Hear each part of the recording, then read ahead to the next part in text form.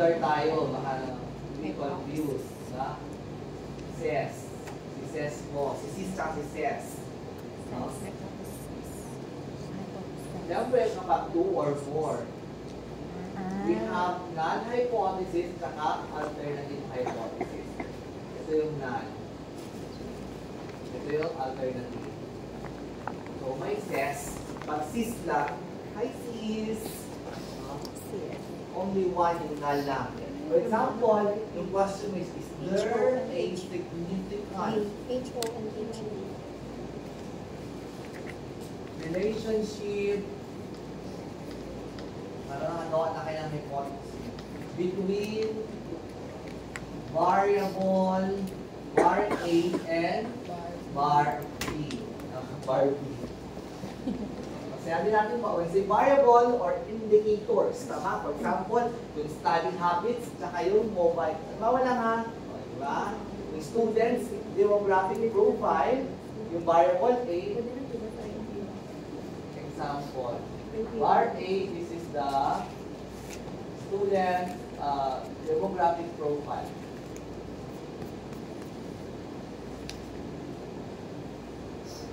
For var B, this is, for example, you connect, as an indicator, yung cost mo, students, demographic profile, pinagpapangga mo, titignan mo if there is relationship sa kanilang academic performance. May kinalaman ba ang kanilang demographic profile? For example, sinama mo doon yung internet connection. May kinalaman ba sa pagkakot? Is there a relationship of having an internet connectivity at home, or having a cell phone, a gadget, a mobile phone, a laptop, a tablet, in terms of having a good grades?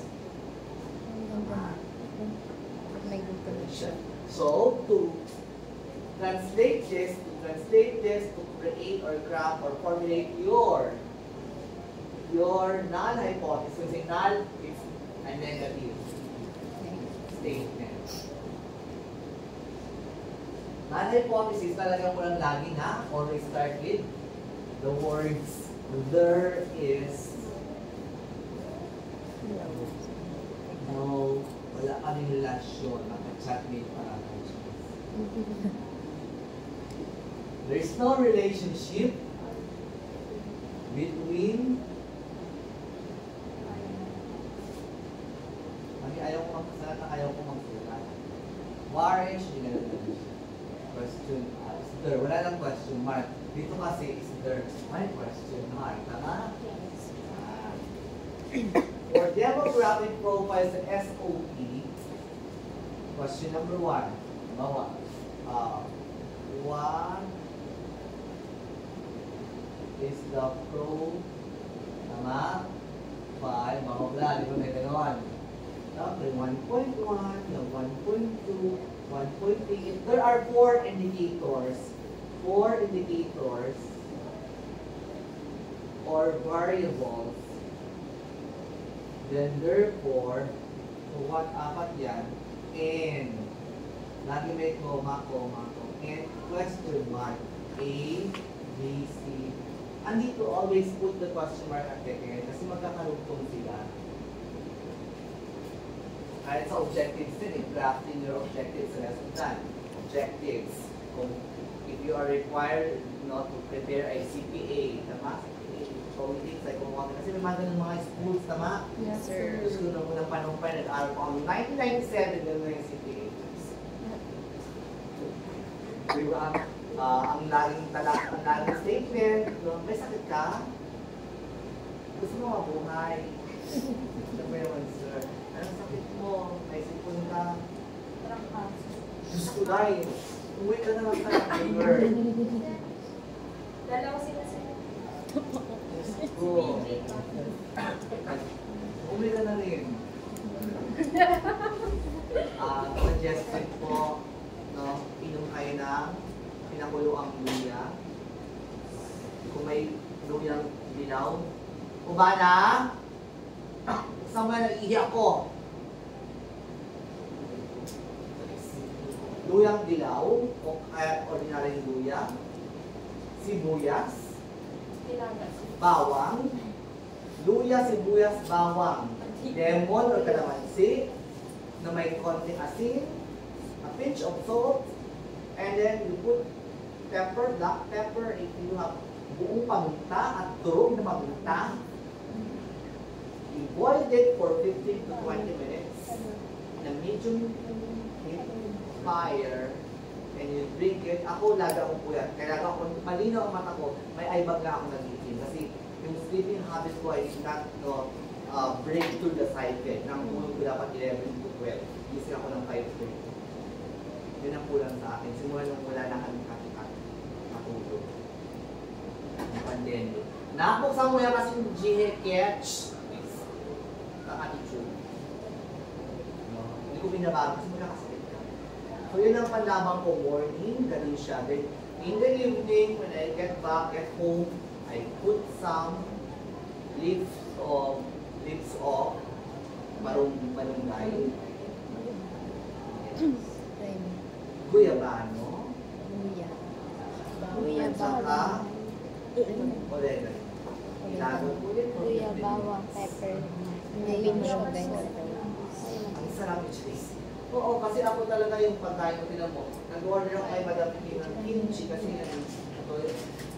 may itlog lang at saka hindi ako nagbabago sa mga baboy at chicken.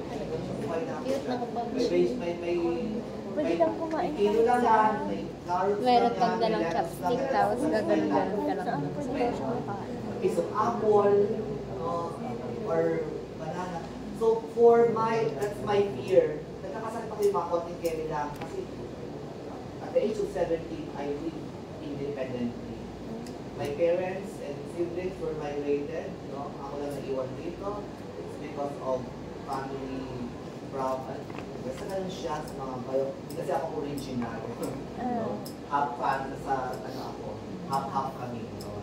So naiwan ako mag-isa at 17 years old. Namuhay ako mag-isa. Hindi ako pwede mag-isa. Up to now, ganun lang routine ko. Mapayat lang akong tignan. Actually, maliit sa aking bibig kasi hindi ako nag-rice. Pero dito ano pa rin buo pa rin. Pero manipis na rin talaga. Gusto ko dahil baka manipis. Pag wala kang rice, baka himatayin ka girl. Going back in here, a reminder, no, if you have indicators or variables, lagi kung saan yung dulo, you place a punctuation question mark. Then for your hypothesis, no, pwede kasing alternative. Kung there is no, kung HO, if you decide to work on that for alternative hypothesis, that's reverse of a negative. It should be a positive for alternative, no? There is a relationship between, ano siya, no? Doon naman there is no. Kasi sa research, ipo-project mo. From that kasi malalaman na natin pag nag-usap na tayo dun sa p-value sa table, p-value, the level of significance, kasi sa research may level of significance tayo na 0.05 or 5% or 0.01 or 10%. We can set 0.05 or 5% or 0.01. May p-value yun. You can search the internet. When I was in high school, sa trigonometry, kasama yung table. When I was in high school, yung mga trigonometric, ano namin, kasama yun, nag-table kami noon, may table yun, may libro. No? Nilak ko ba sulay nito? Perfect! Ingat na ha, nagkatabi na sa sakyan.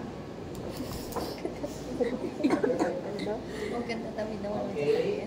So, hope it's clear to you on this matter, no? Yes. So, for conceptual framework, to make it sure that you have to discuss in each frame. Tama? Kung 3 frames siya ng IPO, input, process, output, 1 frame you discuss. Ano yung nandoon? Very simple lang yan. May mga words lang kayong gagamitin. You will be using mga describing mga introductory word or words. No? In, wala. In frame number 1 or in input, in general, you introduce. Tama? Ano yung framework mo? This particular study, dati yung katakataga kasi yung gusto ang English. mamimemorize mo na rin, di ba? Nagtuturo. Di ba? Kaya minsan sa atin, alam natin, dali-dali, taktakan naman ng batang ito. Tama? Kasi, tayo, nahirapan tayo dati. Sila kasi, iba nito yung ganaan nila. So, whether you can use the framework, no? This study, this, we utilize and employ the framework, the IPO or input process framework, focusing on the chemical. Ayun yung para brain. No? On the input, humanity chemical, it's about the demographic profile of the chemical. Namely, chuchuchuchu. Huwag kayong masa sa ChatGPT. Ako ginagawa ko, binubuo ko yan. Kasi pinapansin ko lang yung mga grammar, check grammar. Ganun ako. Kasi pag tayo maging independent ka, wala ka naman, hindi ka na makakapag-isip. Tama? Eh pag on the spot, that's ChatGPT mo ba yan? Pag ikaw ay nag-apply ka during the interview or during the during the demo, ChatGPT ka na yun. Yes. Oo. Alam mo din ng mga diskarte. Mga 30 na ako kanina sa SAT. A second brain about the process. The second brain is about the process. So, The process composed of the channeling. The process divides the channeling, the chemical, includes the body chemical. Output as a result, on the last part, dapat yung mga terms so consistent. In research, dapat you have to be consistent in terms of the terminology. Pag ginamit mo ang salitang bakla, all throughout bakla yan. Pag ginamit mo students lang, all throughout. Learners yan. Pag ginamit mo researcher lang. Hindi ba din magbago-bago? Pag tanong frame 1, frame 2, frame 3, tama. Pag ginamit mo ang input process, ganun lang po. Parang sa klase, yung mga consistent mga terms, hindi pa yung bago. Okay? So, moving on, so clear na tayo dyan when it comes to the framework of the study. So, you decide what framework you will be utilizing. So, tonight, before we end, it's expected for 1 hour or 59 minutes. We will be talking about the types of researches. Para alam natin yan. Types, the methods, para makapili na kayo. Para sa Saturday, you will be working on the types. Kasi I'll be traveling to Bacolod. Kaya, on Saturday. Sabi pa lang. So, types ng research, methods ng research. Kaya huwag kayo mako-confuse. No, you will be encountering qualitative and quantitative. Doon sa types, may methods din siya. So, i-clarify sa inyo. In terms of approaches and methodology, pwede rin gamitin kasi yun. So, dapat, para nagturo kayo research next in the coming years, i-clear din natin sa mga students yan. Okay, let's start with the types. You can access the PowerPoint presentation that I shared in our GC.